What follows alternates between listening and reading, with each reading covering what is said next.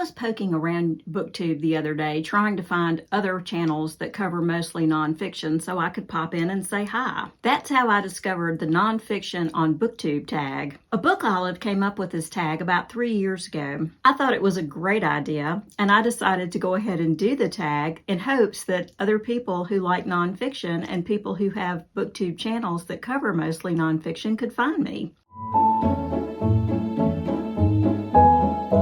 If you're already a watcher or a creator in the BookTube community, you know all about abookolive. She has a fantastic channel. But on the off chance that you're unfamiliar with her, I'll link her channel below. She was my gateway to YouTube, and I'm very grateful. So there are 10 questions, and I'm going to give brief answers to all 10 plus the bonus question. Number 1, how much nonfiction do you read? I read mostly nonfiction. When I was a librarian, I had to read a lot of fiction because that's what most of my patrons like the most. But I've always been a bigger fan of nonfiction books. I'm not sure exactly why. I guess it's because nonfiction makes me the happiest.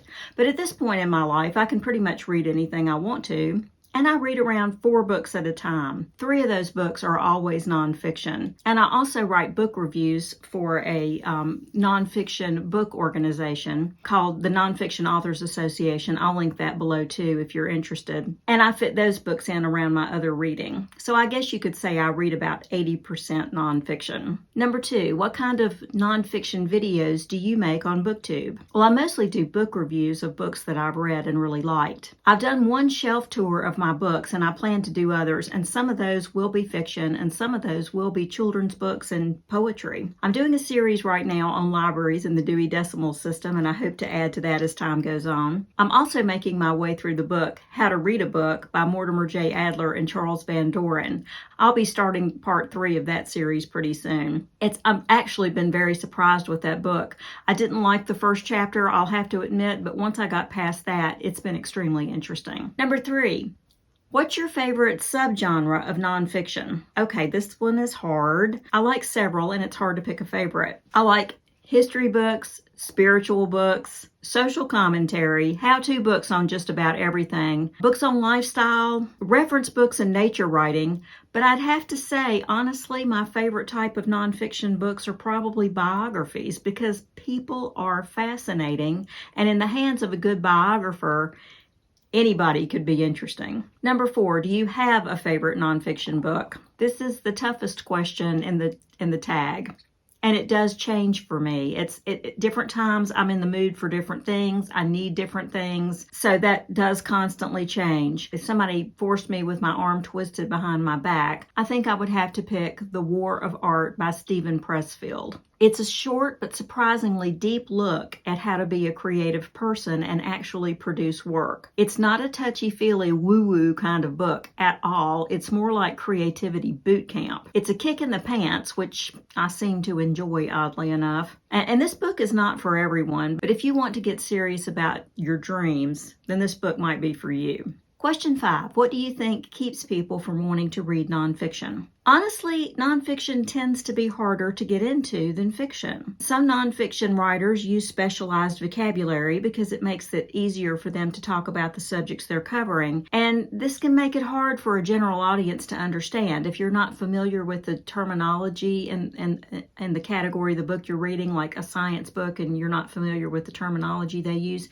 it can make the information a bit opaque. So that's one thing. I think Olive over at abookolive had a good point. She said that when we learned to read in school, the nonfiction that we had to read tended to be textbooks, and it tended to be more difficult subject matter, and it also tended to be pretty dry.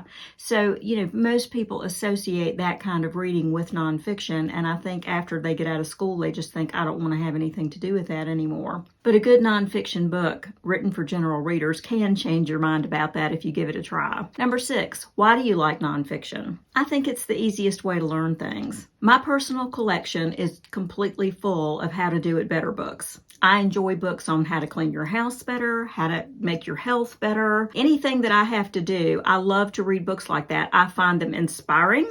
They help me want to do things that I normally wouldn't want to do, and they help me do it quicker and better. And I also love to read history books and biography for entertainment. And those things help me see that, as bad as things may seem at any time in my life, they've been worse for somebody else at some point in the past. One thing that doesn't change about the world is human beings and all their surprising variety. I love to learn how much we have in common with people from other times and places. Travel books can also take you to places that you've never been before without leaving your chair, and how awesome is that? Number 7, what's a nonfiction book you've read because of BookTube? I watched Celeste, and I'll link Celeste's channel, A Reading Almanac with Celeste, down below. I think she's awesome. But I watched her Cinemarch book tag, and her challenge to read books about the cinema got me thinking about a movie I had enjoyed called The Bookshop. So I read the book, The Bookshop, and then I read a biography about its author, whose name is Penelope Fitzgerald. And the biography I read about her is called Penelope Fitzgerald, A Life by Hermione Lee. And I absolutely love that book. So I've ordered a copy of a biography that Fitzgerald herself wrote on the poet Charlotte Mew, and I'm really looking forward to reading that, and I thank Celeste for that. Number 8. What's the best nonfiction book you've read lately? My favorite was a memoir by Catherine Raven called Fox and I, An Unlikely Friendship. Raven lived in a remote area of Montana, completely isolated from almost everybody else. She had been a park ranger, now she was a biology PhD, and she wrote and taught classes while living on her own. And while she was there, this small fox, a wild fox, started showing up at her yard at about the same time every day, and she would go out and read to it. They took walks together, they played games together, and I thought that was one of the most touching books that I've read in a long, long time, and I highly recommend it if you love nature writing, if you love wild animals, or if you feel alone. Question 9. What are some of your nonfiction reading goals? Okay, this one's fairly easy for me. I keep around 50 books in my to-be-read pile all the time, and my goal is always to read them all. A lot of people will understand this. It doesn't matter how many books I read, I'm going to replace the ones I've read. I tend to keep right around 50 books in that pile all the time. But my goal is just to keep up with the reading and to keep that pile under control. Number 10, what's your advice for incorporating more nonfiction into your reading diet? Okay, just do it. Just think about one thing that you would like to know more about. It doesn't matter if it's how to make sandwiches or how sea turtles live. Think of one thing that you would like to know more about, and then go to a library or to a bookstore and browse the shelves around that topic. You might find something on the topic, and you might find something completely different, but chances are good you're going to find something you're interested in reading. And if you can't get out and go to a building like that, you can't travel, do it online, because there are plenty of books. If you don't want to go to a full-price bookstore, you can browse used bookstores online. So that's what I would recommend. Okay, the bonus question. Give some recommendations of nonfiction BookTube channels you love. Okay, I haven't been on BookTube a super long time. As hard as it is to believe, I love YouTube and I love to read, but I was really not very familiar with the BookTube community until I started making videos. I'm hoping to find more nonfiction channels with time. So if you have one, say hi in the comments below and I'll watch your videos. But here are some channels that I have enjoyed so far. I don't think any of them cover just nonfiction. They also talk about fiction books, but the emphasis for these channels does seem to be nonfiction. The first is Brandon's Bookshelf. Brandon has beautiful bookshelves, literally. And he has interesting takes on the books he reads. He's unabashedly honest, and I really admire that. The second one is No Edit Book Reviews. He reads mostly science and the occasional history or fiction books, and then he does 5 to 10 minute reviews on one book at a time. He has a critical mind that amazes me in its clarity. The next is Bryan M.R, and he reads scholarly books.